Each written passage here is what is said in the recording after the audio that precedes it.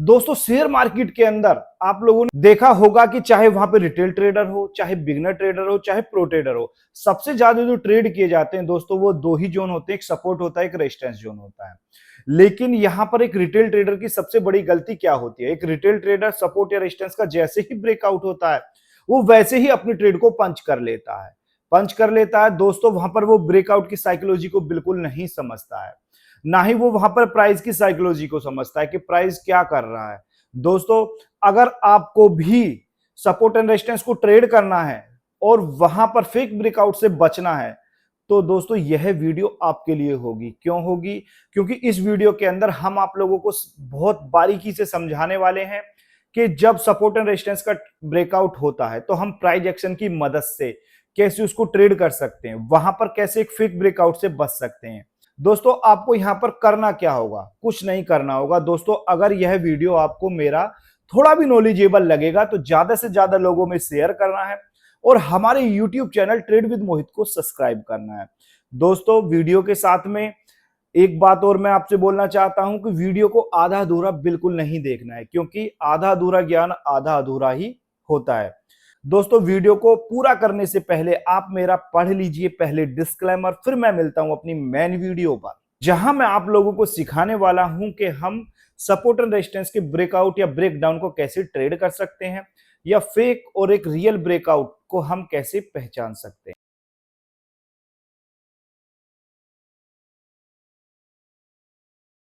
दोस्तों वह हम जर्नली जानते हैं कि सपोर्ट क्या होता है, रेजिस्टेंस क्या होता है।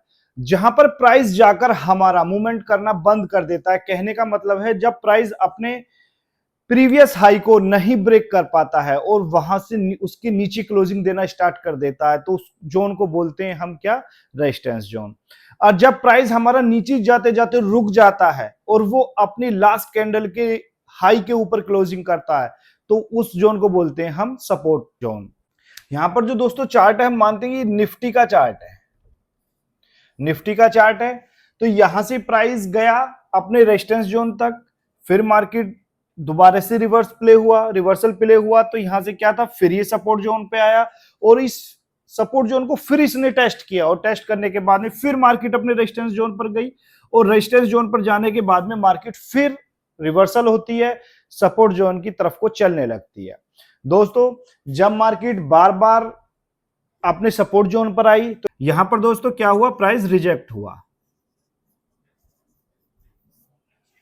जब प्राइस ऊपर गया रेजिस्टेंस जोन के पास में गया तो वहां पर भी क्या करा गया, प्राइस को रिजेक्ट करा गया। रिजेक्ट करा गया कहने का मतलब है कि जो सेलर हैं वो यहां से प्राइस को ऊपर नहीं जाने देंगे और जो बायर हैं वो प्राइस को यहां से नीचे जाने नहीं देंगे। तो दोस्तों यहां से हमें कंफर्म हुआ कि ये हमारे लिए सपोर्ट का काम करेगा और ये हमारे लिए रेजिस्टेंस का काम करेगा। लेकिन कंफर्म किससे हुआ? हमने प्राइस की मदद से कंफर्म किया कि यहां से अगर प्राइस का रिजेक्ट हुआ है, रिजेक्शन हुआ है तो ये हमारे लिए सपोर्ट का कार्य कर सकता है और यहां से प्राइस का रिजेक्शन हुआ है तो ये हमारे लिए रेजिस्टेंस का कार्य कर सकता है। अब दोस्तों बात आती है कि ये जो सपोर्ट और रेजिस्टेंस के ब्रेकआउट होते हैं हम इनको कैसे ट्रेड कर सकते हैं। दोस्तों ये रेजिस्टेंस का ब्रेकआउट होगा, इसे क्या बोलेंगे दोस्तों हम? Resistance breakout. इसे क्या बोलेंगे दोस्तों हम? Support breakdown. अब दोस्तों ये जो ब्रेकआउट और ब्रेकडाउन होते हैं दोस्तों ये मानिए कि कम से कम 60 से 75% तक फेक ब्रेकआउट होते हैं। अब वो फेक ब्रेकआउट होने के रीजन होता सबसे बड़ा क्या? ऑपरेटर, ऑपरेटर या प्रो ट्रेडर। वो कैसे होते हैं दोस्तों? जो बड़े प्लेयर होते हैं, मैंने अब से पहले भी आप लोगों को वीडियो में समझाया है कि जो बड़े ट्रेडर होते हैं वो बाइंग कम करना पसंद करते हैं और सेलिंग ज्यादा करना पसंद करते हैं। वो हमारी तुम्हारी तरह 2-2 4-4 लाख रुपए इन्वेस्ट करके ट्रेडिंग नहीं करते हैं, उनका सीधा करोड़ों में इन्वेस्ट होता, वो भी 1000 करोड़ों में। 1000 करोड़ रुपए का इन्वेस्ट, 2000 करोड़ रुपए का इन्वेस्ट। दोस्तों एक रिटेल ट्रेडर या एक बिगनर ट्रेडर के इशारों पर तो मार्केट चलेगी नहीं, क्योंकि इनके पास में एनफ मनी नहीं होती है। अब मार्केट को चलाएगा कौन? जिसके पास में ज्यादा पैसा होगा। अब वो ज्यादा पैसा किसके पास में होता है? ऑपरेटर्स हो, चाहे प्रो ट्रेडर हो, चाहे एफआईआई फॉरेन इंस्टीट्यूशन हो, चाहे डीआईआई डोमेस्टिक इंस्टीट्यूशन हो, चाहे बैंकिंग सेक्टर हो, कोई भी हो दोस्तों, जिनके पास में ज्यादा पैसा होगा वो ही मार्केट को ऑपरेट कर सकता है। अब सबसे बड़ा क्वेश्चन आता है कि एक बड़ा प्लेयर जो होता है वो कभी भी मार्केट में बाइंग करनी पसंद नहीं करता है। कहने का मतलब है वो क्या करता है, सदा ऑप्शन को सेल करना पसंद करता है। क्यों करना पसंद करता है? क्योंकि ऑप्शन को सेल करने में उसे टाइम डीके का जो पैसा बायर का कटता है वो किसको मिलता है? एक ऑप्शन सेलर को मिलता है। इसलिए वहां पर जो बड़े प्लेयर होते हैं वो टाइम डीके की वजह से क्या करते हैं? ऑप्शन को सेल करते हैं। दोस्तों अब जैसे ये रेजिस्टेंस जोन है, अब रेजिस्टेंस जोन का ब्रेकआउट होगा तो मार्केट कहां जाएगी? ऊपर जाएगी। लेकिन जब ये ब्रेकआउट होता है तो यहां पर एक रिटेल ट्रेडर क्या सोचता है या एक बिगिनर ट्रेडर क्या सोचता है? वो दोस्तों जैसे ही ब्रेकआउट होगा, यहां पर जैसे ही किसी कैंडल ने ब्रेकआउट करा, वो क्या करेगा? वो क्या करेगा? फोमो में आके अपना ट्रेड पंच कर लेगा। यहां वो क्या करेगा? ट्रेड बना लेगा।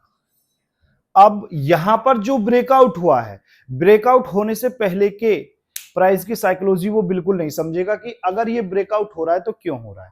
दोस्तों ब्रेकआउट जो कराए जाते हैं वो एक रिटेल ट्रेडर के स्टॉप लॉस को हंट करने के लिए कराए जाते हैं, क्योंकि एक रिटेल ट्रेडर ही शेयर मार्केट के अंदर फ्यूल का कार्य करता है। उसके जो स्टॉप लॉस होते हैं वो शेयर मार्केट में फ्यूल का कार्य करते हैं। अब ब्रेकआउट हुआ, उसने एंट्री ली, एंट्री करने के बाद में अगर उसने एंट्री कर भी ली तो मार्केट यहां से क्या करती है? मार्केट थोड़ा सा चलती है और वह यहीं से रिवर्सल प्ले करना स्टार्ट कर देती है और इसके स्टॉप लॉस को हंट कर जाती है। अब दोस्तों अगर यहां पर एक रिटेल ट्रेडर प्राइस की साइकोलॉजी को समझ लेता, अब उस साइकोलॉजी को समझने से पहले उसे क्या करना होगा? दोस्तों जो हमारा एक दिन पहले का डाटा होता है उसको एनालाइज करना होगा। एनालाइज कैसे करना होगा? वहां पर हमको देखना होगा क्या foreign institution and domestic institution कौन से सेक्टर में खरीदारी करके गए हैं और कौन से सेक्टर में बिकवाली करके गए हैं। अब दोस्तों मान लेते हैं जैसे ये निफ्टी का चार्ट है, निफ्टी का चार्ट है, यहां पर हमने देखा कि वो 12,000 करोड़ रुपए का क्या करके गए? सेल करके गए हैं, सेलिंग करके गए हैं। तो यहां पर वो एक रिटेल ट्रेडर को फंसाने के लिए क्या करेंगे? वो रेजिस्टेंस का ब्रेकआउट कराएंगे, रेजिस्टेंस का ब्रेकआउट कराएंगे। रिटेल ट्रेडर ने डाटा तो देखा नहीं, चार्ट का एनालिसिस करा नहीं, प्रीवियस डे का डाटा नहीं देखा कि जो बड़े प्लेयर हैं वो क्या करके गए हैं, क्योंकि बड़े प्लेयर ही मार्केट चलाते हैं। तो हमें बड़े प्लेयरों का डाटा देखना बहुत जरूरी होता है।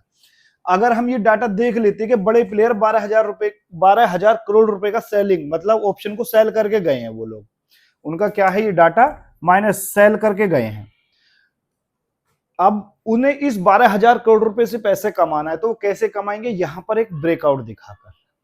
मार्केट अगर अपने रेजिस्टेंस जोन पे पहुंचती है तो वहां क्या करेंगे? वो एक ब्रेकआउट दिखाएंगे रिटेलर को फंसाने के लिए। अगर रिटेलर यहां पर ऐसे कंसोलिडेशन जोन में इसके में फंस गया, फंसने के बाद में वो एक बड़ी कैंडल दिखाएंगे, रिटेल ट्रेडरों की सबसे ज्यादा एंट्री होगी, स्टॉप लॉस यहां होगा। अब जब स्टॉप लॉस नीचे आ जाएगा वो तो क्या करेंगे? धड़ाम से एक रिवर्सल प्ले करेंगे और बड़ी बड़ी कैंडल बना के मार्केट को नीचे ले आएंगे। अब नीचे ले आएंगे तो क्या हुआ? किसने चलाया मार्केट को? बड़े प्लेयर ने चलाया। कहने का मतलब है एक प्रो प्लेयर या ऑपरेटर ने मार्केट को चलाया। अब जहां उनका टारगेट पूरा होगा वो टारगेट पूरा कर लेंगे अपना, और फिर से मार्केट क्या करेगी? अपनी डायरेक्शन का रिवर्सल प्ले करने स्टार्ट कर देगी। अब दोस्तों बात करेंगे कि हम सपोर्ट या रेजिस्टेंस पर होने वाले ब्रेकआउट या ब्रेकडाउन को हम कैसे आइडेंटिफाई करेंगे प्राइस एक्शन की मदद से। दोस्तों हम मान लेते हैं ये क्या है? हमारा रेजिस्टेंस जोन है, ये रेजिस्टेंस जोन है और ये हमारा सपोर्ट जोन है, सपोर्ट जोन है। दोस्तों प्राइस हमारा यहां से मूव करता करता करता करता ऊपर जाता है, कहां? रेजिस्टेंस जोन के पास में। रेजिस्टेंस जोन के पास में जाता है और एक अच्छी सॉलिड कैंडल के साथ में ब्रेकआउट करता है। अब ब्रेकआउट करता है तो दोस्तों अगर ये एक रियल ब्रेकआउट है, अगर ये एक रियल ब्रेकआउट है तो यहां पर इसकी क्लोजिंग के ऊपर एक कैंडल और क्लोज होना चाहिए। लेकिन यहीं पर हम क्या देखते हैं कि यहां पर ये छोटी छोटी कैंडलें बनाना प्राइस ने स्टार्ट कर दिया। कहने का मतलब है जो कैंडल की बॉडी है वो बहुत छोटी है, बड़ी बहुत छोटी है, तो वहां पर कहने का मतलब है जो बायर हैं वो क्या है? वीक हैं। बायर क्या है? वीक हैं। और यहां पर जो ब्रेकआउट हुआ है ये फेक ब्रेकआउट है। अब फेक ब्रेकआउट को और कैसे कंफर्म कर सकते हैं? अगर इसने इस रेजिस्टेंस जोन का ब्रेकआउट करा, ब्रेकआउट करने के बाद में मार्केट को अपना थोड़ा थोड़ा कंसोलिडेशन करके निकल जाना था, लेकिन ब्रेकआउट के ऊपर उसको कंसोलिडेशन जोन नहीं बनाना था जैसे ये बनाया है। ना तो प्राइस ने यहां पर क्या करा है, पिछले हाई को ब्रेक करा है, ना प्राइस ने यहां पे पिछले लो को ब्रेक करा है, जहां से हमें यह कंफर्म मिल सके कि मार्केट अपने अप ट्रेंड में जाने वाली है या डाउन ट्रेंड में जाने वाली है। दोस्तों ये जो सारा खेल होता है, ये होता है बड़े प्लेयरों का। बड़े प्लेयरों का क्यों होता है? क्योंकि वो यहां पर एक रिटेल ट्रेडर या बिगनर ट्रेडर के स्टॉप लॉस को हंट करके यहां से निकलना चाहते हैं। लेकिन एक रिटेल ट्रेडर क्या करता है, उसे खाली क्या दिखाई दिया यहां पे, ब्रेकआउट। ब्रेकआउट होने के बाद में उसने तुरंत एंट्री कर ली। यहां पर उसने प्राइस की साइकोलॉजी को बिल्कुल समझने की कोशिश ही नहीं की कि प्राइस क्या करना चाह रहा है। यहां पर हमने देखा कि ना तो प्राइस ने अपने पिछले हाई को ब्रेक किया, ना यहां पर पिछले लो को ब्रेक किया।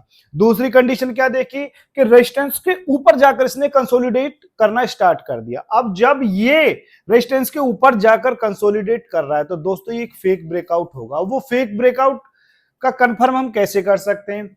क्योंकि यहां पर जो है वो सबसे ज्यादा एंट्रियां कराई जा रही हैं किनकी? एक बिगनर प्लेयरों की, एक रिटेल ट्रेडर की। किनके द्वारा कराई जा रही हैं? ऑपरेटरों के द्वारा। जब यहां पर फ्यूल पूरा हो जाएगा ऑपरेटरों का, तो वो क्या करेंगे, मार्केट को यहीं से रिवर्सल लाना स्टार्ट कर देंगे और जो पिछला सपोर्ट होता है वहां लाकर अपना प्रॉफिट बुक कर लेंगे। अब दोस्तों बात आती है सपोर्ट की। अगर मार्केट ने यहां पर फर्स्ट टाइम पे सपोर्ट लिया, सेकंड टाइम पे यहां सपोर्ट लिया, अगर थर्ड टाइम पे ये यहां पर आ गया तो इसने यहां पर क्या करा, कंसोलिडेट करना स्टार्ट कर दिया। कहने का मतलब एक रेंज बना ली, एक नैरो रेंज बना ली, जहां पर प्राइस ना तो अपने हाई को ब्रेक कर रहा है ना लो को ब्रेक कर रहा है, नहीं कर रहा है। जब प्राइस ने दो बार यहां पर सपोर्ट ली और वो ऊपर जाना स्टार्ट करा, लेकिन जब थर्ड टाइम वो यहां पर सपोर्ट ले रहा है तो यहां से भी तो प्राइस ऊपर जाना चाहिए। लेकिन हम क्या देखते हैं, प्राइस ने क्या करा, एक कंसोलिडेशन जोन बना लिया। कंसोलिडेशन जोन बनाने के बाद में सबसे ज्यादा बायरों के स्टॉप लॉस कहां पर हुए? यहां पर हुए, इसके नीचे, इस जोन के नीचे क्या आया, स्टॉप लॉस आया। अब एक बड़ा प्लेयर क्या करेगा? बड़ा प्लेयर करेगा, थोड़ा सा रुझान दिखाएगा और यहीं से मार्केट को फिर नीचे ले जाएगा। कहने का मतलब है बड़े प्लेयर को मतलब होता है रिटेलर या एक बिगिनर ट्रेडर के स्टॉप लॉस से, क्योंकि स्टॉप लॉस ही शेयर मार्केट के अंदर क्या करते हैं, फ्यूल का कार्य करते हैं। दोस्तों अगर कंसोलिडेशन जोन रेजिस्टेंस के ऊपर होता है तो वो फेक हो सकता है, अगर सपोर्ट पर जाकर कंसोलिडेशन होता है तो वो भी हमारे लिए फेक हो सकता है। क्यों हो सकता है? क्योंकि अगर स्ट्रेंथ होती तो ये मार्केट को कब का ऊपर या नीचे लेकर चले जाते। हमें प्राइस ने यहां पे बताया, प्राइस ने कैसे बताया, जब इसने अपने ना तो किसी हाई को ब्रेक किया ना ही लो को ब्रेक किया। कहने का मतलब एक जोन में रहा, अगर ब्रेकआउट हुआ है और एक रियल ब्रेकआउट होता तो यहां से मार्केट निकलकर कब के भाग जाती। अब दोस्तों ये जो ब्रेकआउट है और ये जो ब्रेक डाउन है, अब इन्हें हम प्रीवियस डे के डाटा से भी कंफर्म कर सकते हैं। वो कैसे कर सकते हैं कि जो बड़े प्लेयर हैं, एफआईआई हुए, डीआईआई हुए, या कोई बैंकिंग सेक्टर हुआ, या प्रो ट्रेडर हुए,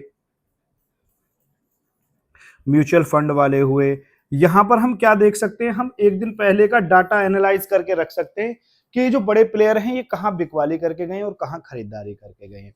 वहां से हम क्लियर जोन पकड़ सकते हैं। अगर ये खरीदारी करके गए हैं तो ये ब्रेकआउट एक रियल हो सकता है, अगर ये बिकवाली करके गए हैं तो ये ब्रेकआउट एक फेक हो सकता है। दोस्तों हमें प्राइस एक्शन को अपने चार्ट के एनालाइज के साथ लेकर चलना होगा यहां पर, जहां पर हम आसानी से कंफर्म कर सकते हैं कि फेक ब्रेकआउट क्या होता है और एक रियल ब्रेकआउट क्या होता है। दोस्तों आज की इस वीडियो के अंदर हमने बहुत बारीकी से समझाया कि सपोर्ट के ऊपर अगर कंसोलिडेट कर रहा है तो क्या हो सकता है, रेजिस्टेंस के ऊपर कंसोलिडेट कर रहा है तो क्या हो सकता है। दोस्तों अगर आज का वीडियो आपको मेरा थोड़ा भी नॉलेजेबल लगता है तो आपको क्या करना है, ज्यादा से ज्यादा लोगों में शेयर करना है और हमारे YouTube चैनल ट्रेड विद मोहित को सब्सक्राइब करना है। दोस्तों अगर वीडियो आपको नॉलेजेबल लगा तो क्या करना है, लाइक करना है, शेयर करना है और कमेंट करना बिल्कुल नहीं भूलना है, क्योंकि दोस्तों ये तीनों चीजें ही हमारी स्ट्रेंथ होती है।